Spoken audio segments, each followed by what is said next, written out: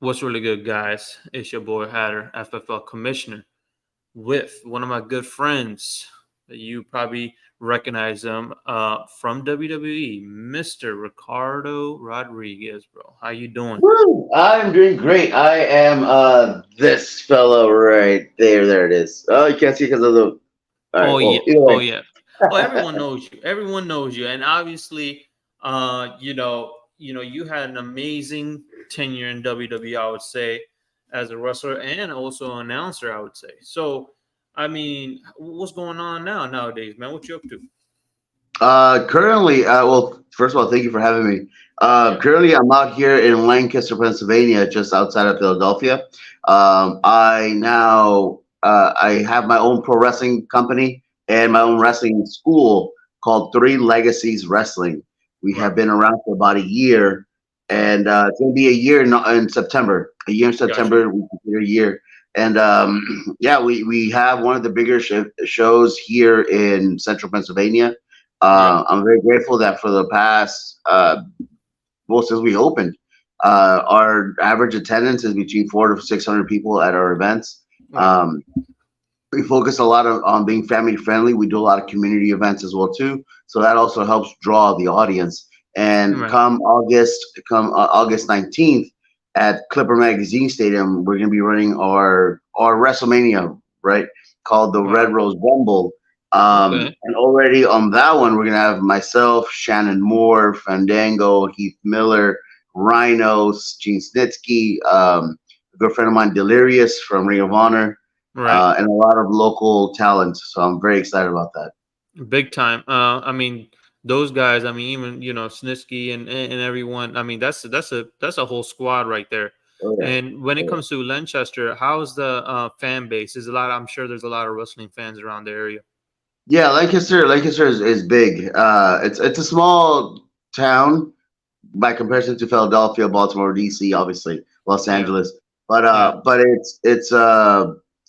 it's one of those towns where they enjoy homegrown entertainment. Right. So anything that's from here, they'll appreciate it. It's a Definitely. very community based. It's very community based. Right. So anything that's based around the community or by the community, the people support it, which is amazing. Right. Um, so it's been very crucial to the building and of Three Legacies. And I mean, obviously, even with Philadelphia, I mean, doesn't matter if it's football in this sense, soccer, or whatever have you. The fans there are very critical and they're very hardcore in whatever they support. So, I think that was a right pinpoint for you to having your opening your wrestling business over there, and I think it's gonna do wonders. Yeah, Um, no, thank you. and especially, man, I mean WWE, man, um you being an announcer and an advocate for Alberto Del Rio. How was that, man? What was your stepping ground in WWE? How you did get your step in the door, and how did it walk me through that? Yeah, that's so I actually did a wrestling tryout back in August of 2010. I did a wrestling tryout. It was the day after SummerSlam of 2010. Um, and we got to the Staples Center. I forgot what name the Staples Center goes by now, but Okay. um, so we're at the Staples Center. We did a tryout. They were looking for somebody after the tryout. They were looking for somebody to fill this role of a ring announcer for this act that they were debuting the next day, and I got approached about it. I did it, and as they would say, the rest is history. Right. It was supposed to be a one-time thing. It was supposed to be just for the debut, but thankfully Vince and everybody else liked it, and then they just kind of kept me around for a couple of years. Right. So I'm Right. very thankful for it. How was Vince, man? Like, how was your connection with him? And obviously, some of his scripts, man, is kind of hilarious. Yeah, But no, I honestly, I mean, and I get it. I get what people say about him and stuff, but the relationship that we had with him was very different than what you would read. He was very hands-on. The whole project of Alberto was him. It was his idea. He was the director and all of it. Um, right. he was a driving force between anything that we did. Right. So um, yeah, so he made us work, and it was fun. We got to work directly with Vince, so if we had any concerns, any questions, we can always just go to his office and Right, ask him. right. Um, And I, so yeah, and obviously, even I remember when you came in the Royal Rumble, man. I mean, how mhm. was that like? I that was mean, that going, was surreal. That was very unreal. It was a uh, cool little experience, especially because the whole thing started off as a joke. right, That I mentioned to Pat Patterson. I said it as a joke to him one night at after FCW in Florida. right, I just said it jokingly, and then we just kind of left it alone. And then yeah, I said it again to D Malenko one day in Dallas. I was like, "Hey, wouldn't it be funny if I come out under Alberto's music?" And we just kind of left it at that. We didn't like dwell upon it. It was a right. joke, and then sure enough, in St. Louis, the day of the Royal Rumble, I get approached by Michael Hayes, and then he goes, "Hey, did you see your car?" And I was like, "Well, what car?" And then he takes me backstage behind the big the entrance, and Mhm. then he shows me the car. He's like, "That's your car." I was like, "What are you talking about?" He's like, "Nobody told you." I was like, "No." He's like, "You're in the Rumble." I was like, "What?" uh, Bro, that's crazy. So you didn't even yeah, have time to prepare for it. yeah. I didn't know about it until the day of. But like I Bro, said, that's it all started as a joke. Just when I joked about it twice, right, and right. it just kind of went from there. Right, right. Man, that's crazy. I mean, that being said, bro, one of the biggest things. Okay, tell me who thought about this. I mean, I would probably say Vince did. But remember that Royal Rumble when Santino got punched out and he fell out the ring and he was under the ring for like the damn 2 hours. And then, Yeah, with you Alberto, yeah, you thought Alberto won. I mean, technically he did yeah, win that year, but then yeah. Santino came out of nowhere, and I know he's a good friend of you too. What was that about? I mean, that was hilarious, and then Dude, that thing it was always great. sticks out to me. So that I remember that year Santino was on a roll because if you go back, I want to say Elimination Chamber that year. Yeah, he was It on there. was, Yeah, yeah, it was him and Daniel Brian Danielson at the very end, the last two, and the way they had built that up, you would have legit thought that Santino could have won. Um, he could have right, won the Elimination Chamber and gone on to WrestleMania. So that whole year, Santino was on a roll.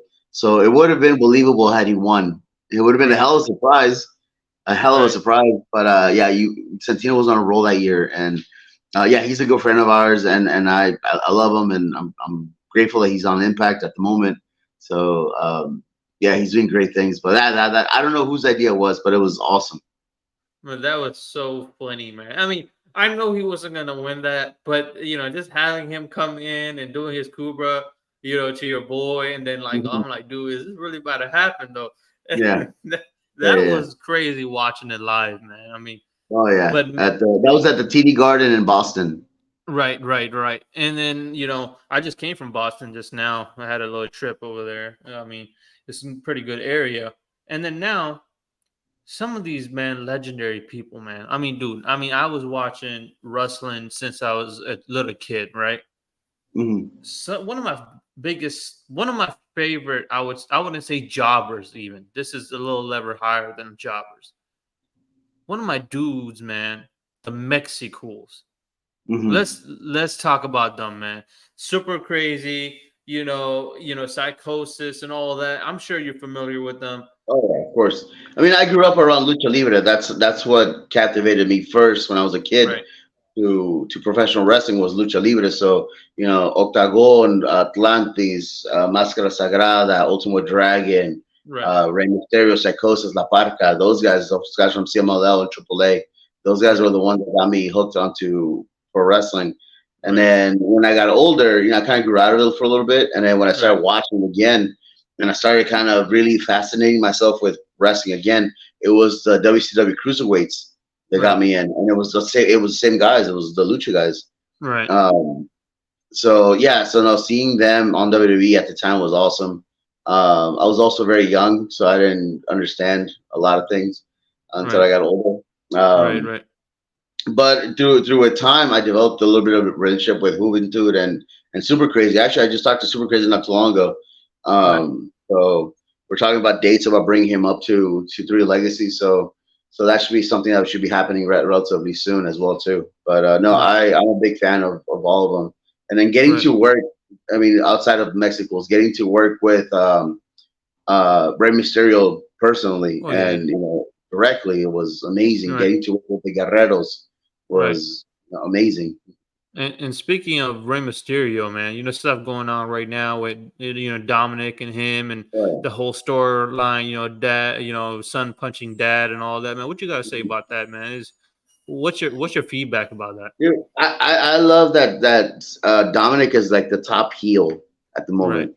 Right. Uh, so I'm all for it, man. And I've known Dominic since he was a little kid. Right. So to watch him grow up and then do what he's doing now is amazing. I think Right. when I met him, he was what, like 14 maybe. Yeah. Right. Um, so yeah, so it's awesome to see him to do what he's doing right now and then establishing his own name. Yeah. Because little by little he's breaking away from his dad. Right. So I'm all for it, man. I'm all for all that stuff. And Right. And obviously, you getting, I think, 3 or 4 action figures of mm, yourself, from Mattel. Um, how did that feel, man? I mean, that's like I don't I'm know. sure you I know got some there. I mean, I'm sure you got I stacks, have them man. here somewhere. Yeah, I they're know here you have somewhere. I know you have an unlimited quantity of your Yeah. toys, man. Yeah, it was awesome, man. Honestly, it's like you grow up as a little kid from El Barrio in LA, Right. and then you play with these toys, and then eventually you get your own. And not only that, like you're traveling the world, and people are like buying your toys, they're buying you. You Right. get to play a video game, and then you're in it. Um, Right. so that's also nice. And then, I mean, obviously the royalty check is kind of nice too. Um, Right. Right. but Definitely. no, to see yourself immortalized in such a way is amazing. I mean, there's toys that I have of myself. This is from the Independence, Right. from before WWE, and then I have Right. a good friend Jeff Dino who makes I don't know if you can tell, sorry, who makes these Oh wow. Okay. um, Yeah, I've from seen those Russell before. Warehouse. Right. Right. Right. So that's a good friend of mine from San Diego, Right. who makes a Jeff Dino, and he's awesome. Right. I know I have my WWE one here somewhere, but it's awesome, man. It's like to see yourself immortalized. Oh yeah. Yeah. It's pretty cool. I mean, I remember back in the days they used to have the Jack specific ones. Hmm. I mean, I would say, man, honestly, man, it would have been cool if they switched back to Jack's Pacific because their toys were a little different, man. The quality was a little different. Hmm. Plastic feel a little different. I mean, I used to collect WWE toys when I was a little Yeah, kid. So, I yeah, mean, when they made that switch, it was just like, yeah. I get it's it. I get it. Yeah, no, I feel you. I feel you. But still, like you have your own toy. That's yeah, so you cool. got your own toy. Yeah. Exactly, exactly. And it's funny, man. Nowadays, even the Jack Pacific, I don't know if you see some of these prices for some of these rustlers, man. Hmm. Expensive. I mean, there's some of I these think Jack that's Pacific. overall. Yeah, that's overall too. That's just anything. I mean, as we grow older and then time goes on, inflation kicks in, and it's going to Exactly, cost more. and So even rarity I as mean, well. yeah, Rarity as well. And yeah, I've seen. I think it was a week ago. I was looking at one of your action figures, the Mattel one, man. Um, it was over like $25-$30, and yeah. there was No, they're right there. retailing. It was retailing about I would say, I 15, think like 15. $8.99 or something, nine Yeah, ninety yeah, nine. yeah, But back then. But exactly now it's that was also like 10 years ago. right, right. I mean, So that's definitely good to see. But yeah, hey, oh, absolutely. Ricardo, man, I was nice chopping up with you. I had to bring you on, man. So, much love. Good luck to your, your company, your wrestling company. Hope it does wonders in the business. And I'll definitely bring you back on the show. Yeah, definitely. No, I appreciate it. If you're ever in the area, check us out. Go on Facebook, type it Three Legacies Wrestling. For sure. Check out what we're doing. It's a lot of fun, family friendly, and yeah, check it out. Appreciate it, man. Thank you so much. All right. FFL community, appreciate you guys watching this podcast. There will be more to come. Thank you, guys. Thank you.